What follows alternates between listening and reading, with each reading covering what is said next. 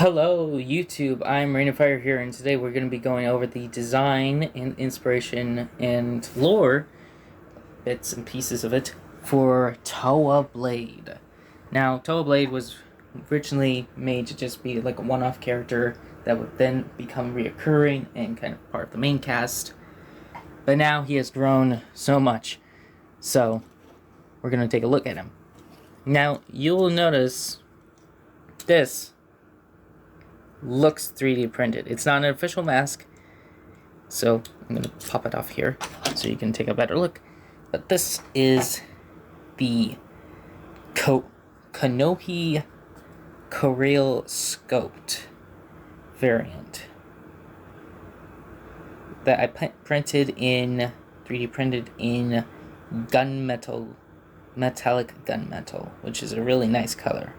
Since I wanted it to keep with this kind of design of the dark metallic colors here, these bits here and here, so keeping with that tying as well.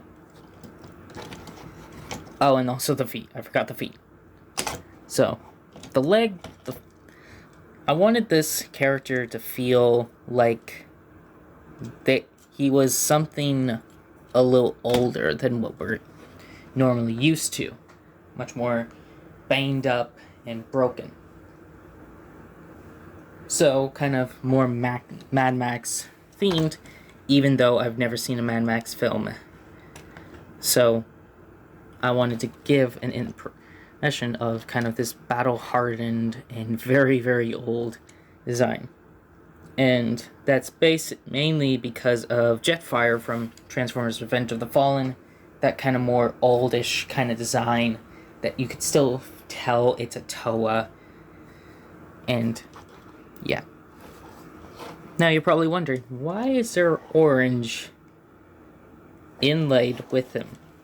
Well, in my lore, he is one of the very first Toa, the first Toa to have both earth and iron. So the very first predecessor, in a way, and the first to have a prototype adaptive armor that would be able to make anything he wanted out of nothing.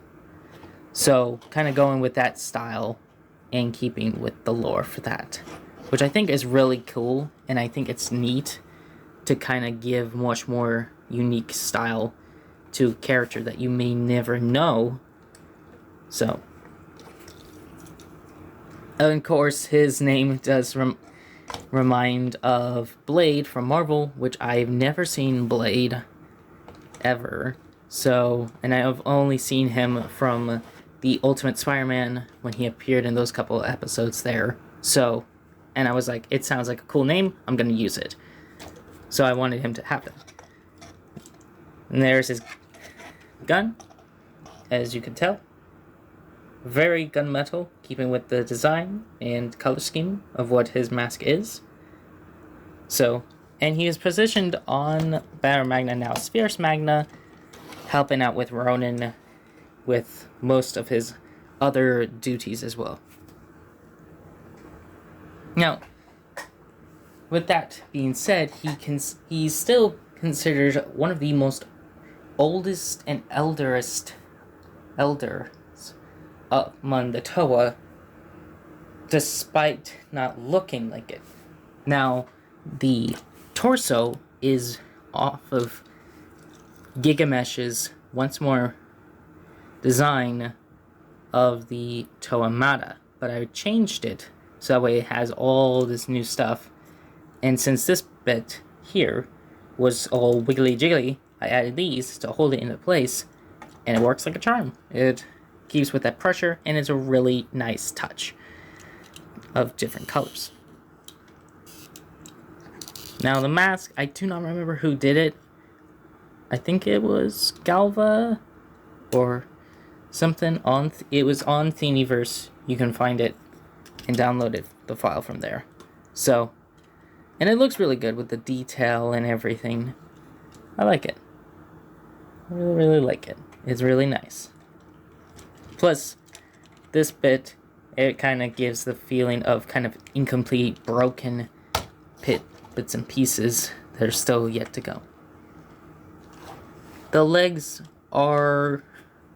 These legs are completely custom. I made them. They're original. Well, slightly. Gigamesh first did it, but I changed it up a bit so that way it is now a unique design.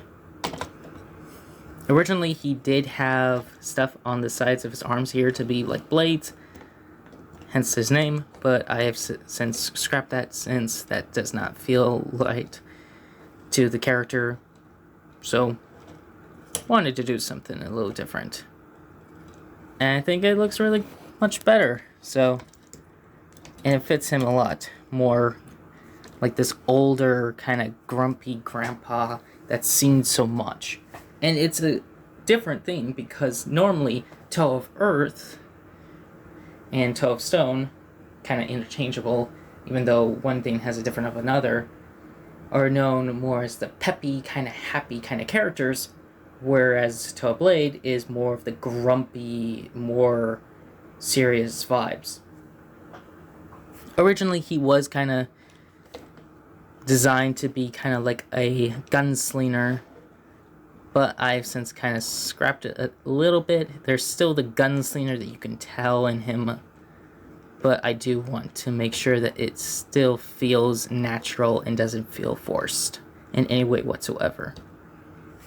Anyway, that's it for this video. Thank you for listening. If you want to see more of this, comment down below and say like what else do you like from it and what else you want to see from me. You can also hit the bell on when you subscribe, so that way when I do another video, you can be notified of that video coming up. And as I always say, stay alive and keep the fire alive, and I'll see you next time.